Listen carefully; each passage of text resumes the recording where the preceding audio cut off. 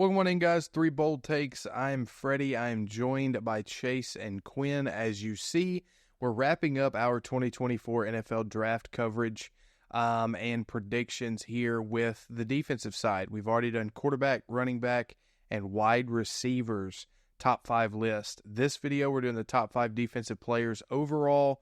We want to give some love to the defensive side of the ball because I do think that there are some amazing talent on the defensive side. So, Chase, let's pass it over to you first.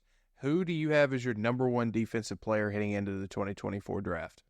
Man, I think this was could be controversial a little bit, but I'm going to go Jared Verse out of Florida State. I think staying at Florida State this extra year could have hurt him. I think he's a top 5 pick projected last year. Kid is a stud off the edge. He's amazing. He's quick. He's fast. He uses his hands.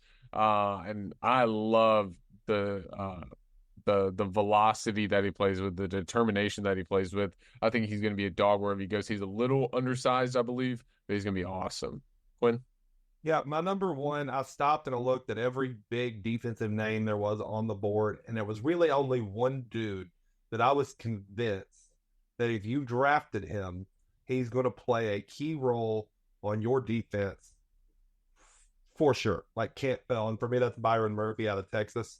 I know it's not the sexy pick to take interior defensive line play, but you go and ask anyone that watched the Ravens when Campbell was in his prime, anyone that watched the Steelers with Hayward in his prime, when you have a lockdown interior defensive lineman, you don't have to worry about the interior run game at all. Like that fear is just gone because you're going to shut it down. And that's what Byron Murphy opens up for you. So, that's why he's my number one guy. Like, that guy is going to be locked down for whoever gets him. It's not the sexy pick. He will not be the first defensive player off the board. But in my mind, he is by far the best one. Interesting. Okay.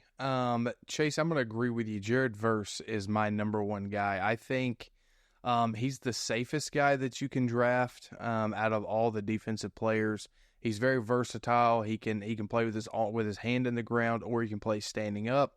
Great at stopping the run, had 18 sacks at Florida State. So very versatile guy in any which way that you want to put him down or how you want to play him. So Jared Verse, number one. Chase, who's your number two? Yeah, two. I think I'm just going to stick with it being easy here. I'm going to go Dallas Turner from Alabama. I like Dallas Turner. I think a lot of his production and a lot of his really, really good moments came when he was across from Will Anderson Jr. I think that really, really helped him out. A 1-2 punch when he was the main guy. There was a lot more focus on him, kind of upset him. And then the defensive schemes didn't really help him out, kind of dropped him in coverage some, didn't really let him play to his strengths at points at Alabama, which hurt him. And so I think, but he's a long guy. He's very athletic. He can really move around the ball, can use his hands really well. I think he's going to be a very good defensive end, very good edge rusher. And if he's played the right way across from another solid edge rusher, he's going to be a decade and a half type of player that's going to really produce at a high level. Yeah, for me, number two is by far, for me, it's the best edge rusher in the draft class. That's Jared Verse. He's a motor that doesn't quit. When you take him, I'm convinced he can play. I don't think he's going to be year one all-pro level guy, but I think within 2 to 3 years, you have a cornerstone of your defense who is getting after quarterbacks in a way that just cannot be understated how big of a deal that is for defense. When you can generate that kind of pressure off the edge, it takes so much off of everyone else on the team.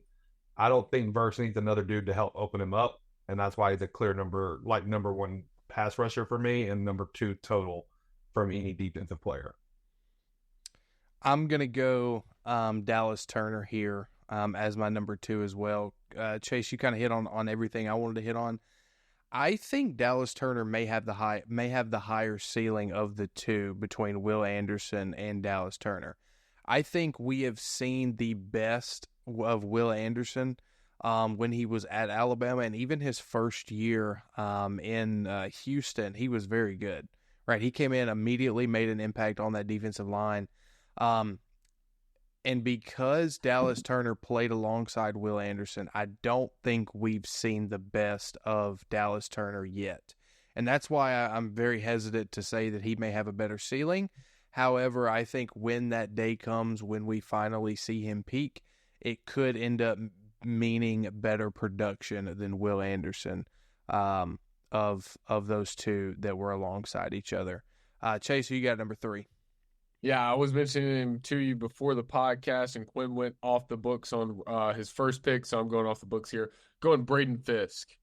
I absolutely love this cat. He is insane. He's going to run through your offensive line. He's going to get in the backfield. He's a disruptor. He's the Tasmanian devil, if you've watched Looney Tunes. That is him. He disrupts everything. I think he's going to be an elite run stopper. He's going to get to the quarterback.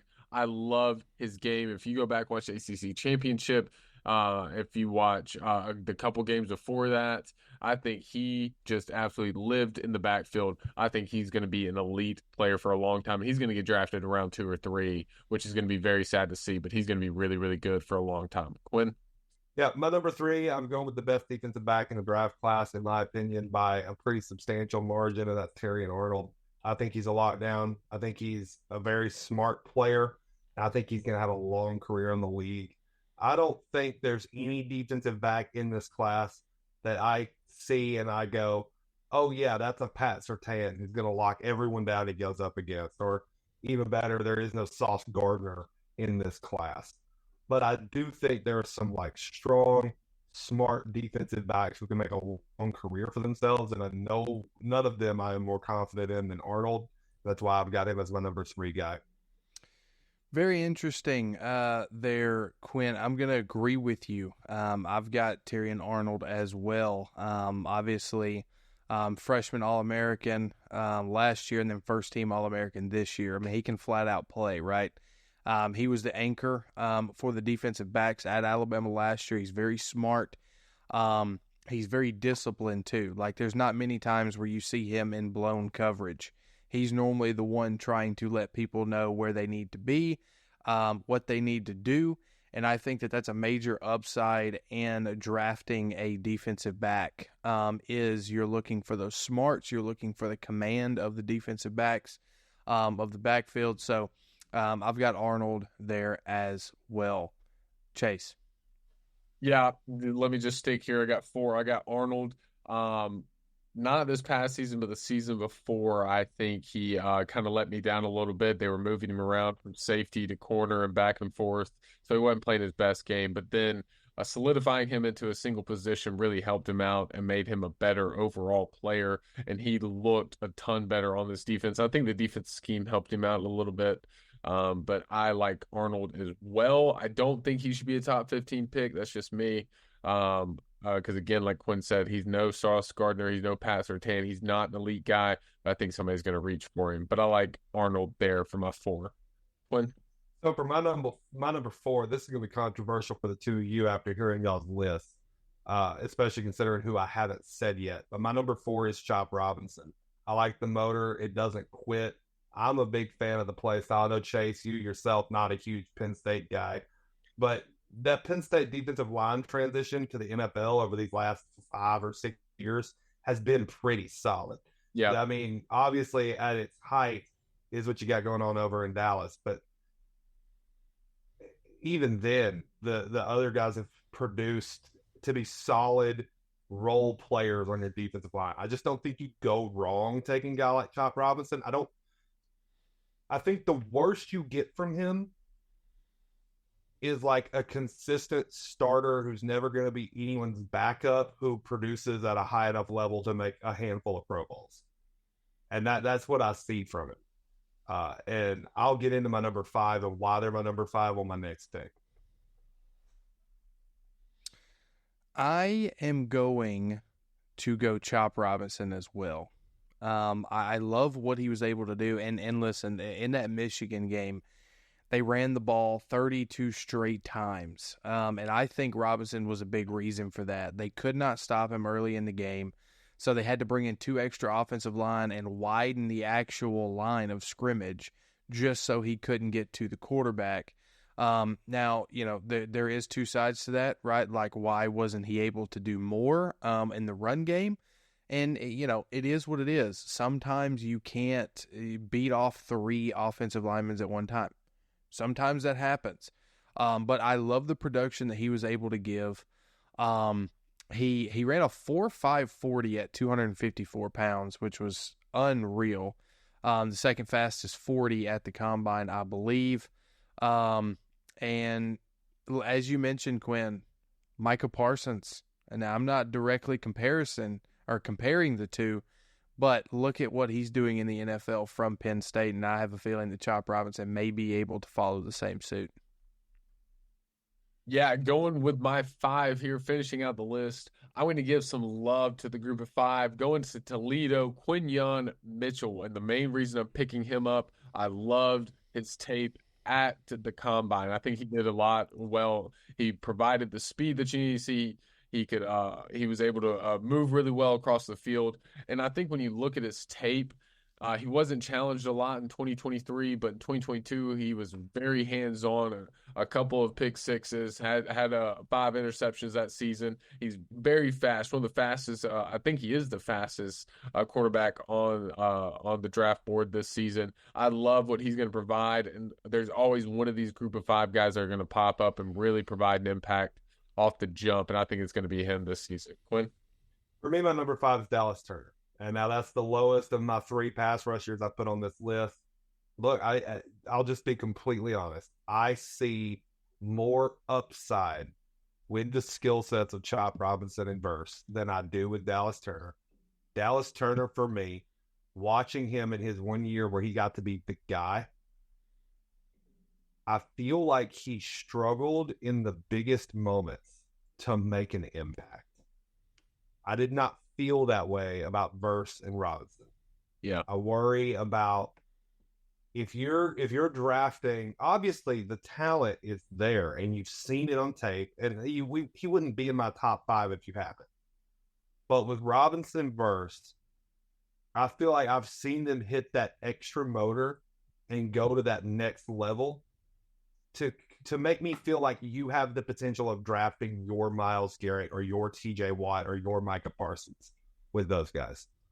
For me, when I look at Dallas Turner, I feel like you're drafting your next Jadeveon Clowney, which sounds like an insult, but I don't mean that as an insult. Like, Clowney has been in his career the best run-stopping defensive end in the NFL. But he wasn't what you thought you were getting when the Houston Texans drafted him number 1 overall. I think you're drafting your next Joey Bosa. Solid starter, but I would never say he became what you hoped he would have been for the Chargers. And that's my fear for Turner. I just don't see that extra level of aggressiveness that I see with Robinson and Verse. And I just don't have confidence that it's going to translate super well to that next level when, frankly, offensive and defensive linemen are just bigger and they're more aggressive at the NFL stage. Yeah, that's a great take on Dallas Turner. Now, Chase, I'm going to agree with you. Quinyon Mitchell, watch out for him. Now, it's not just that he's fast, right? And he's big. He's also strong, and that's kind of rare for a corner, especially in the G5, to have all 3 of those things: big, fast, and he's strong. I mean, he did 20 reps at 225. Chase, you mentioned his combine. That's where I really took notice of him. I didn't watch many Toledo games last year, if I'm being completely honest with you, but I did watch some of the combine, and he really stood out on the defensive side, especially at the cornerback position. So if you have concerns that he did play in the MAC, then so be it. But there's been plenty of great NFL talents come from the G5. And real quick, I want to point something out, guys. We all 3 just did top 5. You saw interior defensive line on our list. You saw edge rushing on our list. You saw defensive back play both in the safety and corner room. What did you not see? Linebackers. It's a weak class. the game has changed. I don't think it's just that it's a weak class. I think the game's changed. Linebacker used to be the most important position in football. And now, unless you're an edge linebacker. Yeah. Yeah, you've got to have some versatility now in modern football. And your old school linebackers that are big and can stop the run just aren't going to do it anymore. You have to be able to cover as well. And so a lot of the edge rushers that we talked about can do that, I feel like. Now, they can't do it to the level that, a corner or a safety can, but it's pretty competent, especially for like a tight end, which is who that they would be, picking up, or even a running back out of the backfield. So I think you're exactly right there, Quinn. Great call out there. But it's been 3 bold takes. We have just discussed the top 5, or each of our top 5s, defensive players in the 2024 draft. Hope you guys enjoy the draft. It's always a fun time. Some teams get really excited. Some teams hate the front office. If you're a fan of either one of those teams, God bless you. Hope you have a great rest of your day, and we will see you again with some more off-season football talk.